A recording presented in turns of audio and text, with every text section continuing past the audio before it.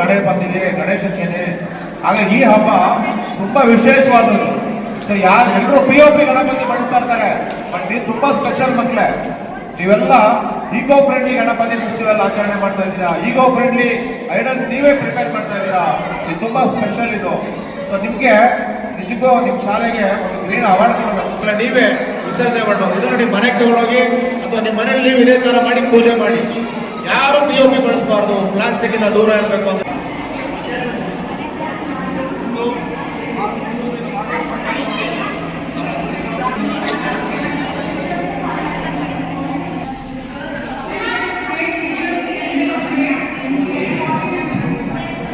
ಎಲ್ಲರೂ ಗಣೇಶನ ಕೂರಿಸ್ತಾರೆ, ಎಲ್ಲರೂ ಅದನ್ನು ಆಚರಿಸಿ ಆಮೇಲೆ ಅದನ್ನು ನೀರಲ್ಲಿ ಬಿಡ್ತಾರೆ.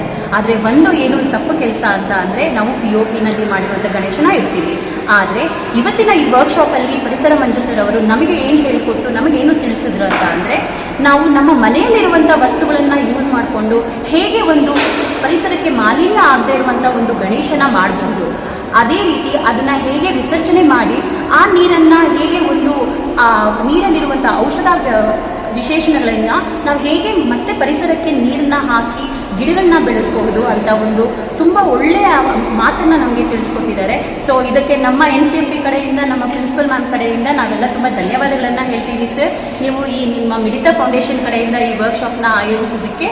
ಆ್ಯಂಡ್ ನಮ್ಮ ಮಕ್ಕಳು ತುಂಬ ಚೆನ್ನಾಗಿ, ತುಂಬ ಮುದ್ದಾಗಿ ಗಣೇಶಗಳನ್ನು ಮಾಡಿದ್ದಾರೆ. ಆ್ಯಂಡ್ ಎಲ್ಲರಿಗೂ ತುಂಬ ಉತ್ಸಾಹದಿಂದ ಈ ಗಣೇಶ ಮೇಕಿಂಗ್ ವರ್ಕ್ಶಾಪ್ ತುಂಬ ಒಳ್ಳೆಯದಾಗಿ, ತುಂಬ ಚೆನ್ನಾಗಿ ಗಣೇಶ ಚತುರ್ಥಿ ಆಚರಿಸುವಾಗ ನಾವೆಲ್ಲ POP ಗಣೇಶನ ಮಾಡಿ ನೀರಲ್ಲಿ ಬಿಡೋದಕ್ಕಿಂತ ಈ ಥರ ಈಕೋ ಫ್ರೆಂಡ್ಲಿ ಗಣೇಶನ ಮಾಡಿಬಿಟ್ಟು ನಾವೇ ನಮ್ಮ ಮನೆಯಲ್ಲಿ ನೀರಲ್ಲಿ ಹಾಕಿಲ್ಲ ಮಾಡಿದರೆ ಗಣೇಶ ಚತುರ್ಥಿನೂ ಕೂಡ ಆಚರಿಸಿದಾಗೆ ಆಗುತ್ತೆ. ಮತ್ತು ಇನ್ನೊಂದು ಕಡೆ ನಾವು ನಮ್ಮ ಪರಿಸರ ಕೂಡ ನಾವು ಜಾಸ್ತಿ ಪೊಲ್ಯೂಷನ್ ಆಗೋದಿಲ್ಲ.